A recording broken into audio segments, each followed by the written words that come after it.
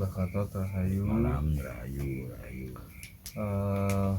Malam hari ini tentu kita sebagai warga negara Indonesia, bagian daripada Republik ini cukup bangga mengingat telah ditetapkannya Borobudur dan Prambanan sebagai destinasi wisata religi atau wisata spiritual internasional. Nah, saya yakin karena beberapa kali Mbah Gatot juga sering mengupas terkait keistimewaan daripada Borobudur dan Prambanan.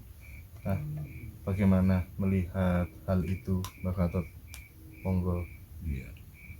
Memang ya, pertama-tama kita mengucapkan selamat ya kepada semua warga Indonesia, masyarakat Indonesia, juga pemerintah yang telah menetapkan Borobudur Prambanan ya, warisan budaya dunia yang ada di Indonesia sebagai destinasi spiritual dunia ya, yang merupakan kebangkitan budaya Nusantara, dinyatakan sebagai pusat peribadatan Buddha dan Hindu seluruh dunia. Ya bukan, ini luar biasa sekali. Bahasa leluhur kita Astungkara ya, bersyukur. Ini merupakan prioritas nasional, dan rupanya banyak dari kawan-kawan Hindu melakukan upacara semacam syukuran dengan upacara yang disebut Pancadhatu. Jadi Pancadhatu itu penanaman panca batu, penanaman serbuk-serbuk atau serpian dari logam seperti emas, perak, besi, baja, lantas juga permata. Itu ada penanaman semacam itu, upacara semacam itu. Itu merupakan satu upacara yang luar biasa sebagai ucapan syukur Astungkara dengan ditetapkannya Borobudur dan Prambanan sebagai pusat peribadatan, walaupun masih juga dalam proses ya. Dalam proses itu sebetulnya sudah menjadi pembicaraan lama dari masyarakat, bagaimana kita mampu mengangkat Borobudur Prambanan ini sebagai pusat peribadatan Buddha dan Hindu, yang otomatis mengarah kepada kemakmuran masyarakat. Income pemerintah, kemakmuran masyarakat itu akan tercipta, juga akan banyak membantu. Di sini akhirnya kita berpikir kepada pada zaman akhir Singosari atau awal-awal Mojopahit tentang Putan Tular, di mana terjadi sedikit gesekan antara Buddha dan Hindu ya, atas ditengahi oleh Emputan Tular dengan sumpahnya atau wejangannya, yang akhirnya menciptakan satu kalimat yang kita angkat sebagai lambang negara Garuda Bhinneka Tunggal Ika Tanhana Dharma Mangruwa. Itu kan penyatuan, jadi timbulnya satu keyakinan agama Siwa Buddha gitu. Lantas ini menggambarkan satu persatuan dan persatuan bangsa. Nah, ini akhirnya kita berpikir maksudnya itu, dengan Borobudur Prambanan, dua agama besar ya, itu pusat peribadatannya di Indonesia, di Jawa. Setidaknya salah satu tempat, salah satu pusat peribadatan. Nah, ini kalau kita berpikir jauh, kita melihat Bromo, Gunung Bromo. Bromo itu juga pusat peradaban, pusat peribadatan. Pusat peribadatan pada zaman-zaman kuno, bahkan sebelum Mojopahit, zaman Medang, bahkan mungkin sebelum zaman Medang, kita tidak tahu. Tapi dari bukti-bukti yang diketemukan bentuk prasasti di penanjakan, ya, itu jelas bahwa Gunung Bromo, Pegunungan Tengger itu dipatok sebagai pusat peribadatan bahasa kita, dan kemungkinan itu dunia, kita tidak tahu. Nah, sekarang ini hanya dipakai oleh orang-orang atau masyarakat kita di wilayah Gunung Tengger yang disebut dengan masyarakat Tengger itu.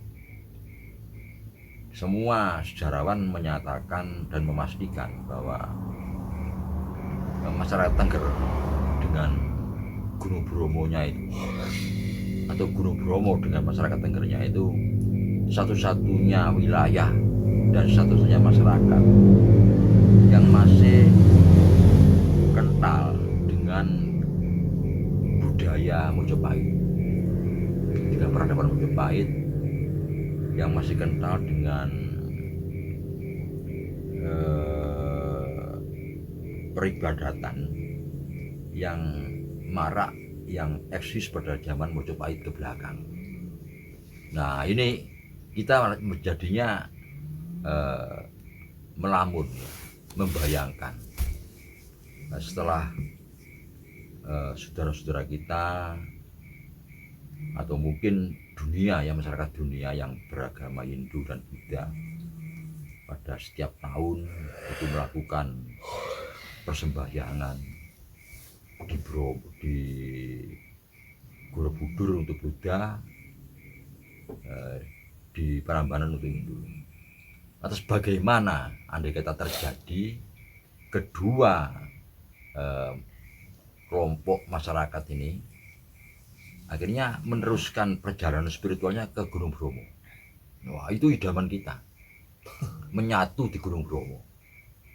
Nah, di situ bagi orang-orang lokal, orang-orang Jawa khususnya, ya, kalau dulu orang-orang Nusantara, itu juga merupakan pusat peribadatan. Bertemu di situ, itu merupakan sesuatu yang sangat besar. Jadi pembicaraan di masyarakat sejak 30-50 tahun yang lalu sudah ada tentang satu pemikiran betapa andai kata Borobudur Prambanan itu dipakai sebagai pusat peribadatan Hindu dan Buddha seluruh dunia. Nah, merupakan warisan budaya dunia yang ada di Indonesia. Itu sudah lama kan banyak bicara di masyarakat itu. Sekarang menjadi kenyataan. Dan bagaimana pula andai kata setelah itu kedua agama besar yang dipeluk oleh masyarakat dunia itu Indonesia ini akhirnya meneruskan peribadatan itu ke Gunung Bromo bersama-sama. Nah, ini juga idaman. Gunung Bromo dengan masyarakat Tenggernya merupakan satu-satunya peninggalan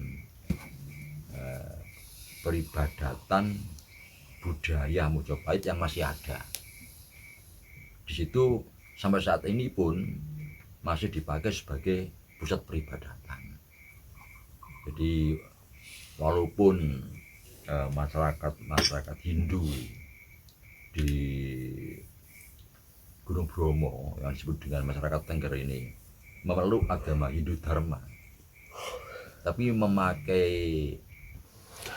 Gunung Bromo, ya, di sekeliling kawah dengan lautan pasirnya sebagai pusat peribadatan masih dilakukan dengan Kasodonya itu, peringatan Hari Kasodo setiap tahun di samping Kakaro.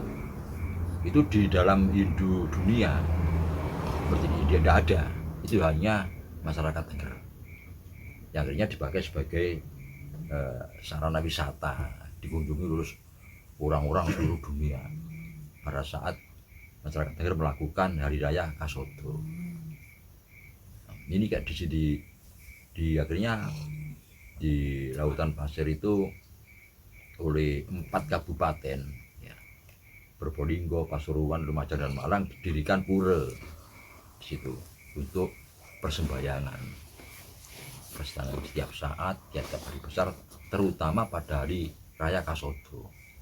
Wah, ini betapa kalau akhirnya dari Prambanan, Borobudur, saudara-saudara kita yang beragama Hindu dan Buddha ini akhirnya meneruskan persembahyangan itu ke Gunung Bromo bersama-sama. Tapi kalau spekulasi atau prediksinya Mbah Gatot kira-kira akan mengarah ke sana apa enggak? Saya yakin itu. Saya yakin. Seperti halnya dulu keyakinan bahwa kelak Borobudur Prambanan ini akan dijadikan pusat peradaban, pusat peribadatan agama Hindu dan Buddha seluruh dunia. Itu dulu sudah menjadi pembicaraan. Dan yakin masyarakat itu.